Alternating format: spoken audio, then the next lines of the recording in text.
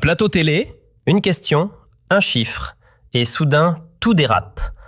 Un journaliste sort un sondage brûlant et le place sous les yeux de Macron. En une fraction de seconde, le ton change. Devant des millions de Français, on assiste à ce qui ressemble à une véritable implosion politique. L'image maîtrisée, polie avec soin depuis des années, se fissure dès qu'apparaît ce pourcentage inattendu. Ce n'est plus un simple échange médiatique, c'est un coup de tonnerre statistique. Le président perd son calme, la carapace se brise, la tension est palpable. Ce n'est pas une anecdote insignifiante, c'est un séisme chiffré qui fait vaciller tout un récit. Alors restez bien avec moi jusqu'au bout, parce que ce que vous allez entendre pourrait bien changer votre regard sur toute cette histoire. Imaginez une soirée normale en studio de télévision. Les caméras tournent, les projecteurs chauffent. Emmanuel Macron est assis là, confiant, arrogant comme toujours. Il pense avoir tout sous contrôle. Renaissance, les électeurs, l'avenir. Il se voit comme le sauveur de son mouvement. L'homme qui devait mener le parti hors de l'ère post-Macron vers une nouvelle ère. Mais voilà le moment qui a tout changé. Le journaliste le confronte au dernier sondage. Renaissance tombe à 20%. Ce n'est pas juste un coup dur, c'est un creux historique. Le visage de Macron se fige, ses yeux s'écarquillent, la façade craque. Mais qu'est-ce qui a déclenché cela? Qu'est-ce qui a acculé Macron à ce point? Ce n'est pas une seule chose, c'est une chaîne de décisions catastrophiques et de déconnexion qui lui explose au visage maintenant. Macron n'a pas seulement les électeurs du RN contre lui, mais même le PS se détourne de lui. Et cela malgré le fait qu'il leur ait récemment tendu la main en leur accordant une dernière chance. Et pourquoi une dernière chance? Tout simplement parce que le PS est à 12 à 14% dans les sondages actuels. Ils sont quasiment hors jeu. Renaissance est en crise absolue. Dans les sondages, le parti se rapproche des 20%. Et que fait le secrétaire général de Renaissance?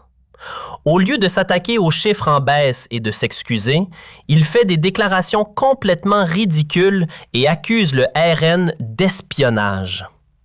Le cordon sanitaire a échoué. Maintenant, on cherche de nouveaux motifs pour censurer et faire baisser le RN. Incroyable dérapage du secrétaire général hier en interview. Ces déclarations ciblées laissent sans voix. Il s'agit des accusations d'espionnage contre le RN. Il a sérieusement dit que le RN devait éclaircir cela maintenant, rapporte France Inter. Le secrétaire exige du RN des explications sur les accusations d'espionnage. Il faut se laisser fondre sur la langue, cette idée. Le soupçon. Il exige des explications pour un prétendu espionnage au profit de Poutine. Tout doit être clarifié par Bardella. Je me demande où est le point central. Nous avons des problèmes gigantesques dans ce pays qui ne sont pas traités. Et qu'avons-nous ici? Juste des accusations? Sans preuve, sans protocole de discussion, sans courrier électronique ou enregistrement téléphonique. Mais pendant que Macron flotte dans sa bulle, quelqu'un dit la vérité.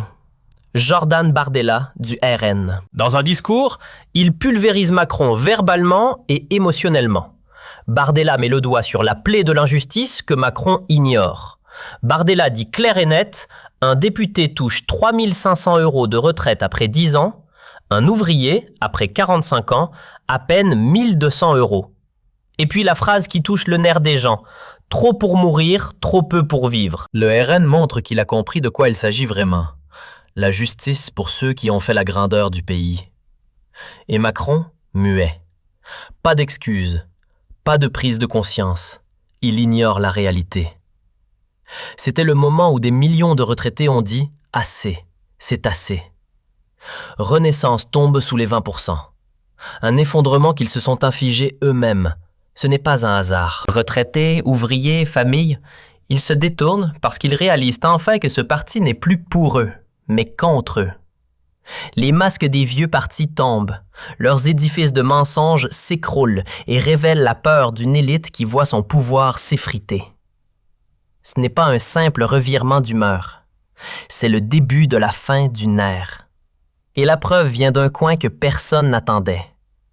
Padirerborn, le fief du secrétaire général de Renaissance. Là-bas s'est tenue l'élection du Conseil d'intégration, une élection réservée aux citoyens d'origine immigrée.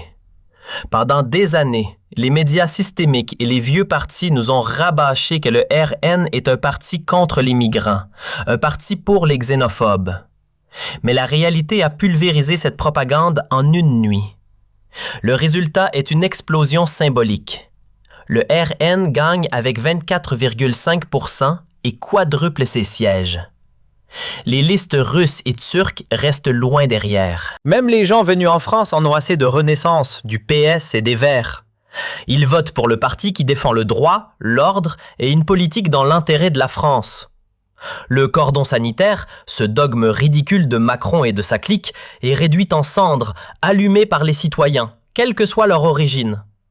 Cette élection est une humiliation pour la classe politique. Elle montre que le tournant patriotique se fait aux urnes.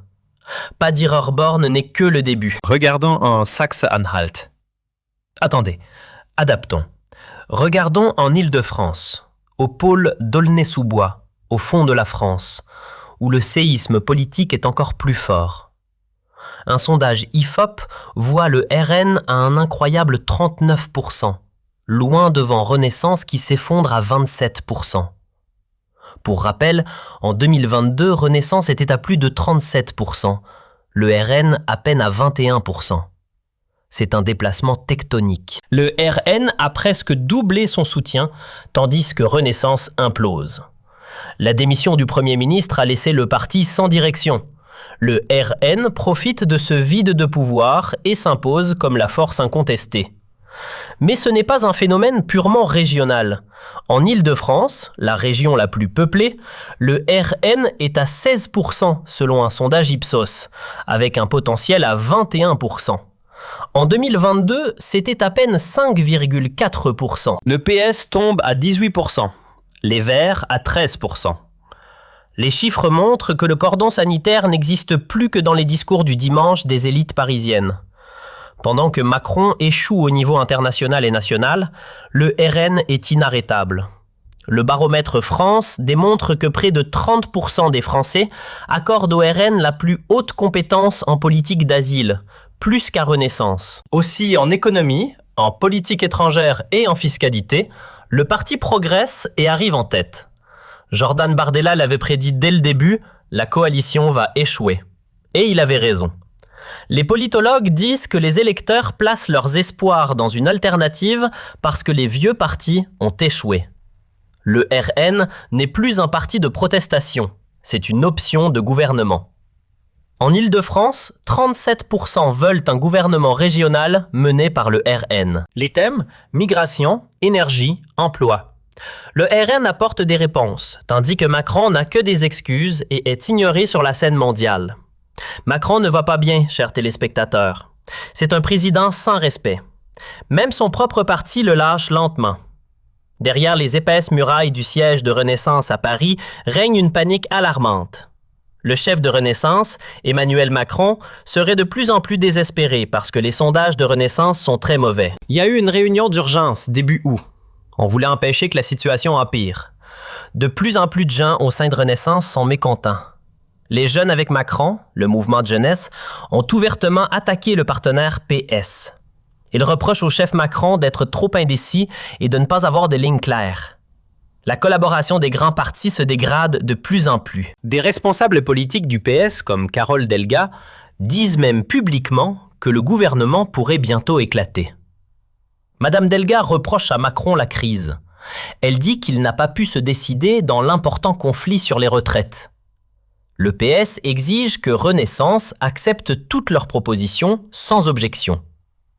Ce comportement du PS et l'indécision de Renaissance agacent beaucoup les électeurs traditionnels de Renaissance.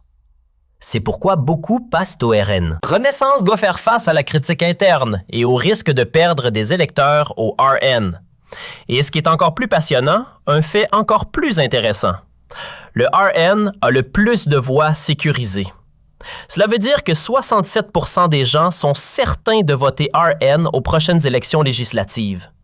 Chez Renaissance, c'est seulement 49%. Au PS même, seulement 43%. Et ainsi de suite. Chez LREM, seulement 36 %. Cela veut dire que le RN a le plus de voix déjà sécurisées, Car ces 67 % disent « Quoi qu'il arrive, ils voteront vraiment RN aux prochaines élections ». Abonne-toi, aime la vidéo, dis-nous ce que tu en as pensé en commentaire et rejoins le canal Telegram pour plus d'informations. Monsieur,